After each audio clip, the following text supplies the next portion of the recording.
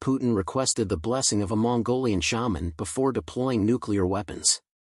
During his diplomatic visit to Mongolia this month, Vladimir Putin reportedly met with shamans to seek their approval for the deployment of nuclear weapons. German newspaper Der Spiegel cited an article by independent Russian journalist Mikhail Zygar, who claimed to have heard from Kremlin sources that the president of Russia would visit a nation that isn't particularly important to Moscow in terms of geopolitical concerns.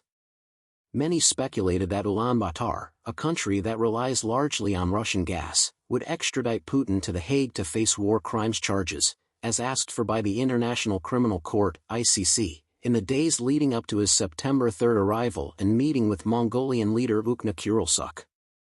With the warrant issued 18 months ago in connection with the forcible deportation of children from Ukraine to Russia during the continuing war, this was Putin's first visit to an ICC member. Putin paid his respects during ceremonies commemorating the Battle of Kokon-Gol, the 85th anniversary of the Soviet-Mongolian triumph over Imperial Japan. Zygar noted that this was the third trip to the nation by the Russian leader in 10 years, and he explained that the reason is the shamans, a term for a religious practice in which a follower communicates with the hereafter. Vladimir Putin's unique stance on mysticism has been well documented for quite some time.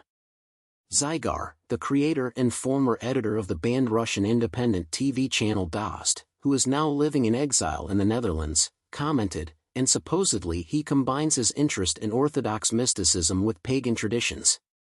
It has recently come to light in Moscow that Putin allegedly seeks the approval of shamans in order to deploy nuclear weapons.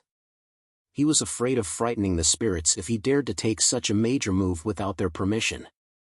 Apparently, he was satisfied when he returned from Mongolia. According to Abbas Galyamov, a former speechwriter for Putin, there have been reports regarding Putin's ties to shamans. According to Galyamov, Putin not only received a blessing for the use of nuclear weapons, which are considered weapons of the gods, but he was also interested in reincarnation and the question of his own lifespan. From what Galyamov could tell, the meeting and ceremonies went well, and he expressed his satisfaction in a telegram message.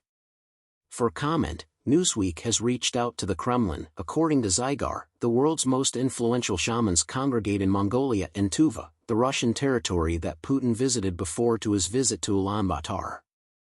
According to Zygar, who Russia has labeled a foreign agent and who was sentenced in absentia for allegedly disseminating false information about its military, the Russian leader has gone on vacation in Tuva with his former defense minister, Sergei Shoigu, who is from the Republic. The two are said to have participated in shamanistic rituals while there, according to Karol Dobchinol, Russia's supreme shaman. In October 2023, Putin's conflict with Ukraine would not escalate into a nuclear exchange, according to RIA Novosti, the state-run news agency. The Western powers must come to its senses and end their hostility toward Russia, he cautioned Kiev's friends.